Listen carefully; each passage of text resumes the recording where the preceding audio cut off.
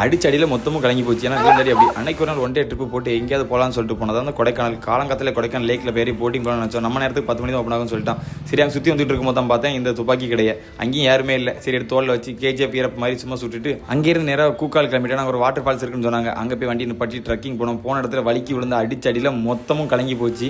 வாங்கின அடியில் வாயை பொத்தி அழுதுட்டு அங்கேருந்து கிளம்பி போகும்போது தான் ஸ்ட்ராபெரி தோட்டத்தை பார்த்தேன். ஸ்ட்ராபெரி தோட்டத்துக்கு போகலான்னு பார்த்தா நம்ம அலோவ் பண்ண மாட்டேன்னு சொல்லிட்டான். அண்ணன் நான் ஒரு யூடியூப் சேனல்லேருந்து வரேன்னு சொன்னதுக்கப்புறம் தான் நம்ம அலோட் பண்ணேன். அங்கே போய் ஸ்ட்ராபெரி பிச்சு சாப்பிட்டேன். தேடி வந்த ஃபால்ஸ் எங்கன்னு பார்த்தா பேண்டி தான் இருந்திருக்கு. ஒரு ரோப்பை பிடிச்சி ஏறி அங்கேயும் வலிக்கி விழுந்து குளிச்சுட்டு ட்ரெஸ் சேஞ்ச் பண்ணி டீ காஃபி மேகிலாம் சாப்பிட்டுட்டு நம்மளுடைய ஸ்பாட்டு கிளம்பிட்டோம். போகிற வழியில் செம மிஸ்ட்டு செம க்ளவுடு.